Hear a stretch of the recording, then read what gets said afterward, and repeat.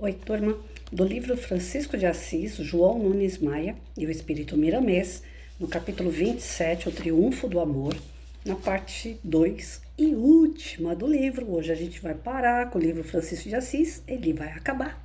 Que dó, né? Amei esse livro.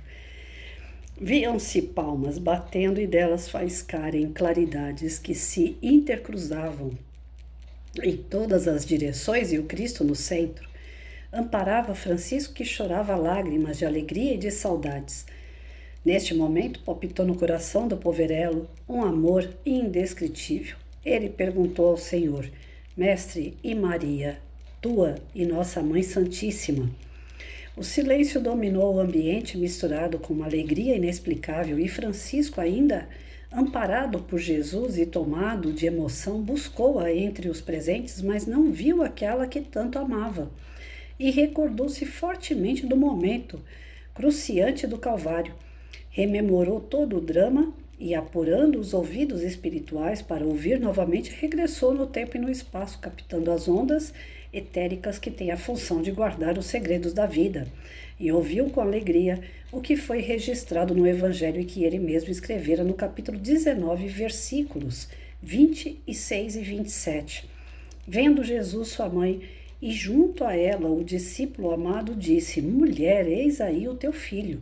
Depois disse ao discípulo: Eis aí a tua mãe. Dessa hora em diante, o discípulo a tomou para casa.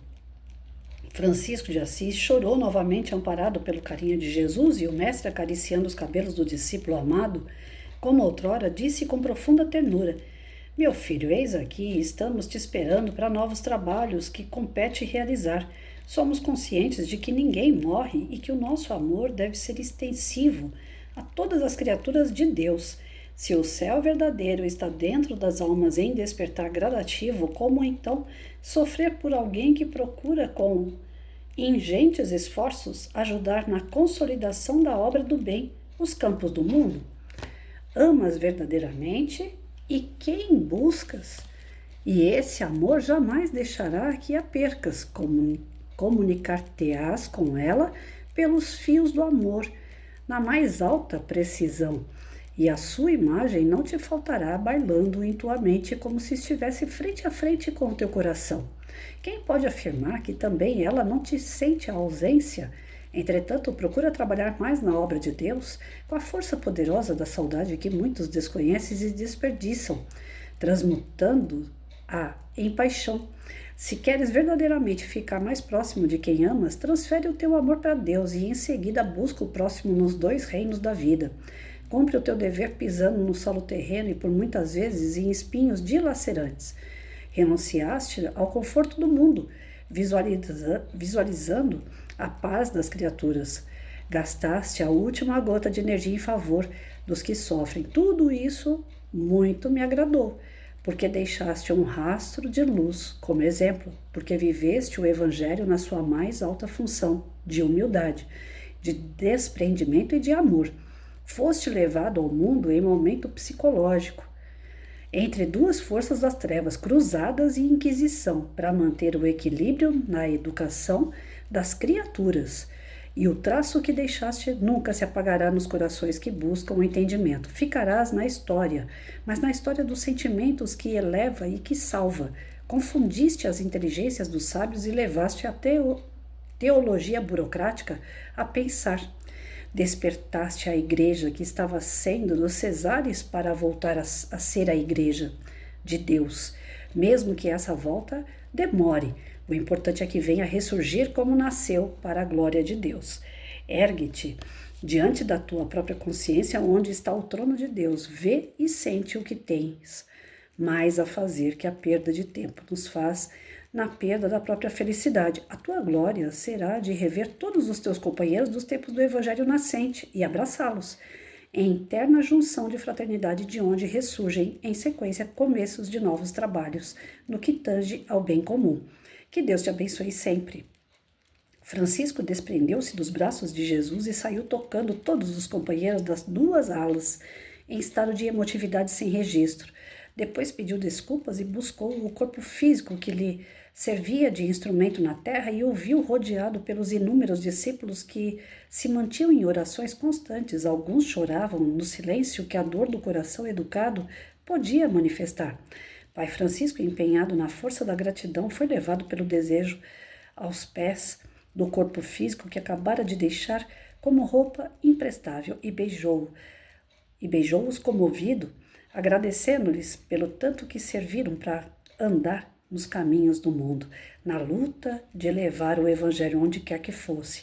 Beijou em seguida as mãos que lhe serviram de valioso instrumento para alimentar o corpo, para trabalhar, para cumprimentar os outros, para transmitir a força do Cristo nas curas dos enfermos, para abençoar quando era tomado pela luz de nosso Senhor. Beijou sua própria boca, com ternura e respeito, e dela deixou 2 lágrimas de luz oriundas do coração e falou comovido: eu te agradeço, instrumento de luz, que me serviu para transmitir a verdade, que me ajudou a apaziguar. Tu és porta grandiosa por onde a misericórdia se manifestou, não por mim, mas pela graça de Jesus, em nome de Deus.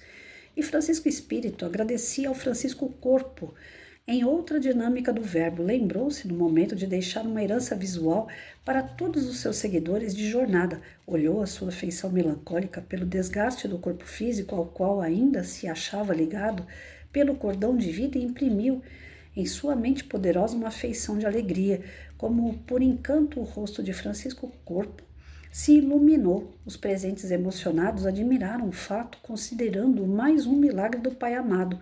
Ninguém mais chorou e ele, satisfeito pensando em Cristo, viu 2 dedos de luz desatarem os laços que ainda o prendiam ao fardo que lhe servira por 44 anos na terra. Francisco, ao levantar-se para despedir-se de Assis, viu uma mulher envolvida em grande véu escuro, chorando e orando, observando que dentro do seu tórax batia um coração de luz que irradiava ondas a se desfazerem do cadáver. Era Clara, não suportando a emoção, arrepiei tudinho.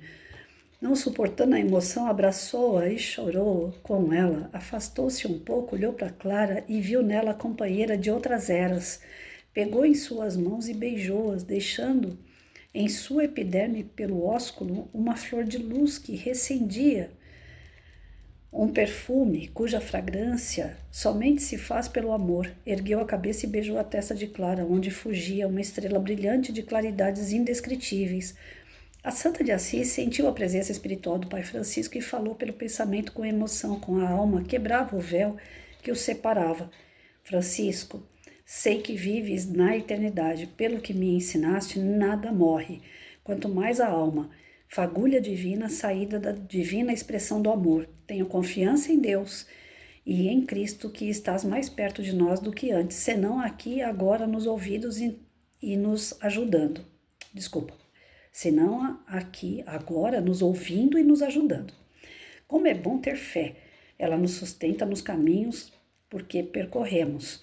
Ela nos ajuda na grande lavoura onde semeamos as sementes do Evangelho, o trabalho gratificante que nos alimenta e nos refarta de esperanças. Pai Francisco, se porventura nos escutas nesse momento, ouve novamente, não nos deixe cair, pois por vezes, sem a tua presença material, sentimos-nos fracas e somos muitas, que dependemos de muito amor que nem sempre temos para dar. Roga no reino em que te encontras a Deus por nós e a Jesus, nosso guia de sempre, que não se esqueça das filhas e filhos espirituais que aqui ficaram.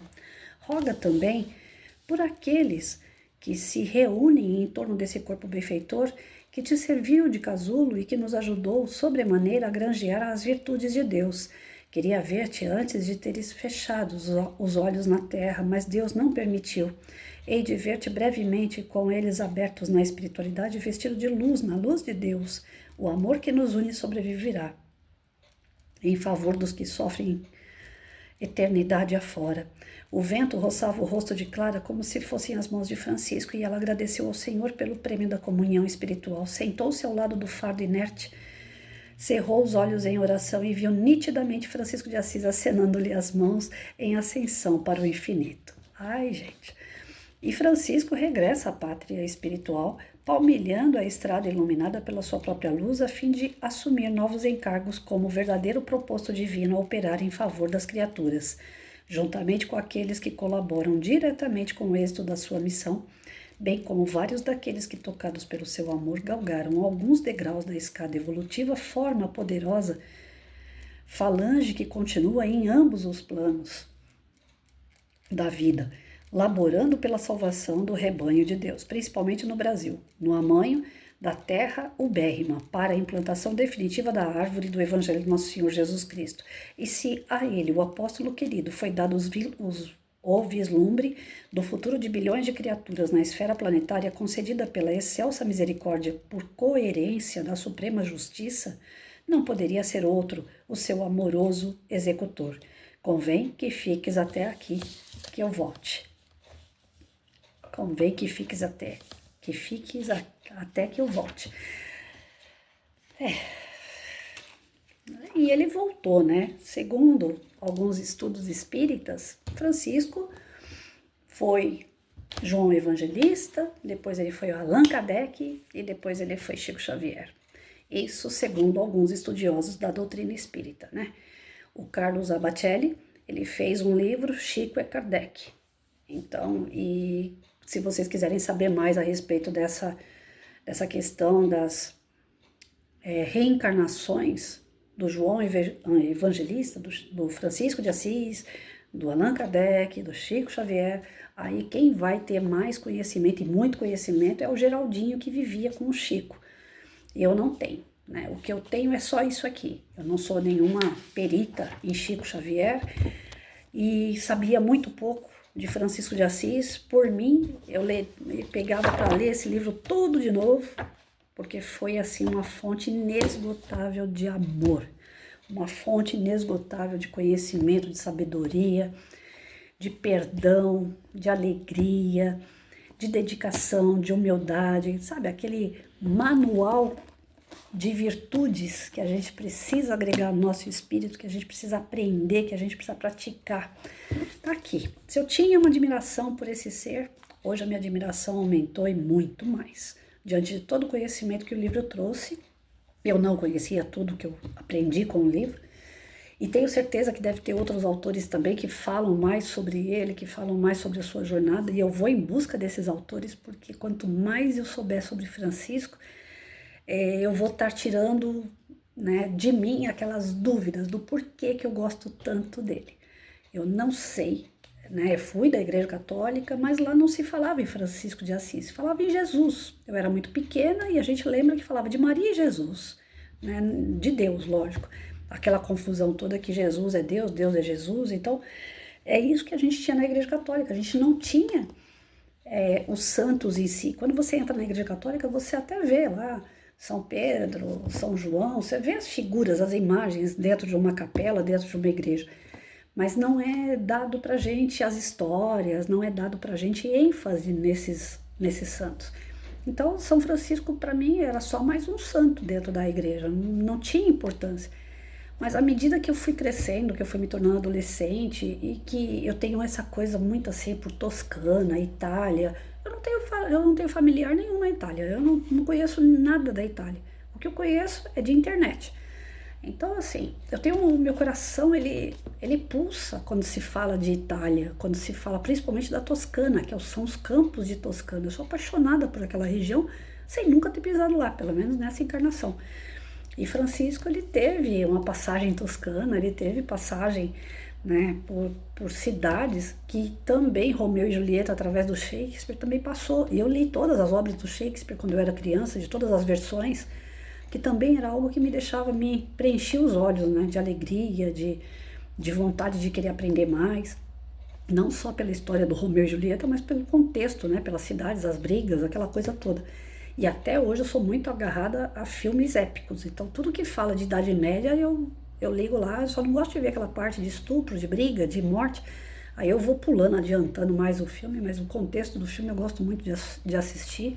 Não gosto daquela era trevosa, porém, tem algo que me chama naquela era, sabe? De querer aprender, de querer entender. E é assim, a gente tem que buscar, não é quem a gente foi, né? Mas se essas referências são referências do meu passado e me atraem, eu preciso ver o que é que eu tenho que aprender com elas, que certamente eu também já esqueci, para poder praticar daqui por diante, de acordo com os conhecimentos agregados, né?